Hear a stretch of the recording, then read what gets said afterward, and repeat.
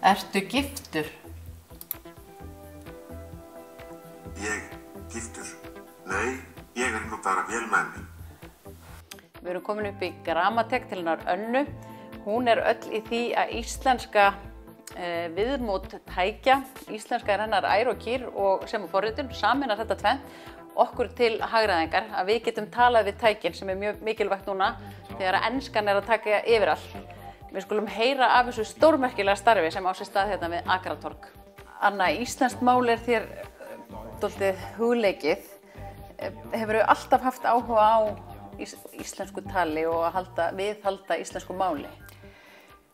Ég hef kannski ekki hugsað svo langt alla ævi en ég hef alltaf lesið mjög mikið og alltaf haft mjög gaman af íslensku en var samt meira svona raungreina megin í skóla, tónlist og lærði svo til tónlistarkennara.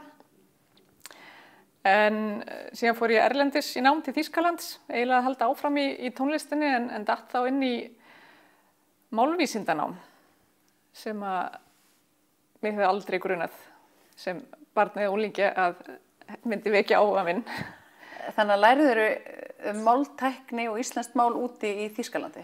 Ekki íslensku, heldur bara almennt. Ég lærði í þýsku og ensku, þýsk málvísindi og ensku og almenn málvísindi í tengslum við tölvur, í rauninni fag sem að tengir þetta tvennt, tölvunafræði, málvísindi og tengir það svo saman í svokölluð algoritmísk málvísindi.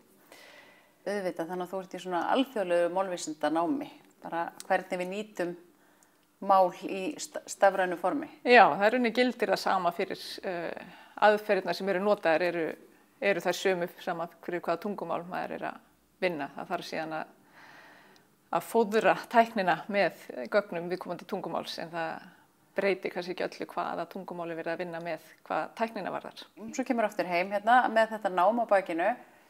Hvernig hefur þið nýtt það síðan? Kom heim fyrir 4 árum aftur og hóf þá störf við Háskólann í Reykjavík þar sem ég fór að vinna við gerð talgreina og talgerðla fyrir íslensku. Nú þar tengdist ég inn í hóp sem var fenginn til að skrifa upp í rauninni máltækni áætlun fyrir íslensku. Hvernig getum við komið íslenskunni inn í tæki og tölvur og byrjað að tala íslensku við tækin í staðan fyrir ensku. Og þetta starf hefur undir svolítið upp á sig. Ég var í þessum hóp sem að skrifaði þessa áætlun sem var unnin fyrir ríkisstjórnina og upp úr því sameinuðum við öll í rauninni á Íslandi í máltækni faginu, sameinuðum krafta okkar í því að sækja að framkvæma þessa áætlun sem varð úr þannig að núna síðan í haust erum við búin að vera, þetta eru 9 aðilar á Íslandi, allt frá litlum sprotafyrirtækjum eins og hér í Gramateki og Háskóli Íslands, Háskólinn í Reykjavík, Stofnun Árna Magnússonar, Ríkisútvarpið, Kreditinfo. Allur þessi breiði hópur núna að leggjast á eitt að framkvæma þessa stóru 5 ára áætlun fyrir íslenska máltækni.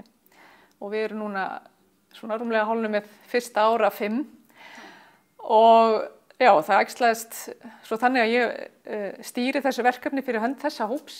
Þannig að verkefnastjóri. Og ég kannski bara get sýnt ykkur hérna eitt verkefni sem í gangi. Þetta samrómur.is.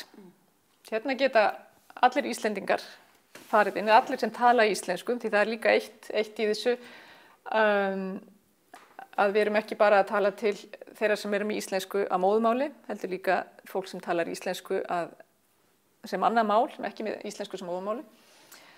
Og hérna eru 2 valmöguleikar, annars vegar að fara inn hér og tala, ljá íslenskri tungurödd sína, og ég skal bara gefa ykkur dæmi hérna. Byrjum bara að lesa 5 setningar og þá má alltaf breyta og hætta og svo framvegis. Og síðan birtist bara hérna setning. Vísindabyltingin var þó fjarri því að vera reist á algjörlega nýjum grunni. Þessi er svo skemmtilegt að taka hana líka. Eru til tígrisdýr sem eru minni en ljón? Glæsilegt. Svo getur fundið út hvort þetta er boðlegt. Boðlegt. Já. Eru til tígrisdýr sem eru minni en ljón? Frábært. Þannig að við bara sendum þetta inn núna. Gerið þið alveg þér að forspurðri, nú ert þú búin að gefa þína rödd í þennan gagnagrunn. Já, það var það sem við vorum að gera. Við erum að gefa röddina hérna, okkar tal til þess að æfa tölvuna. Já. Hérna, eitt af því sem þú ert að gera er að vinna fyrir Akraneskaupstað. Gætirðu sýnt okkur hverju við eigum von á?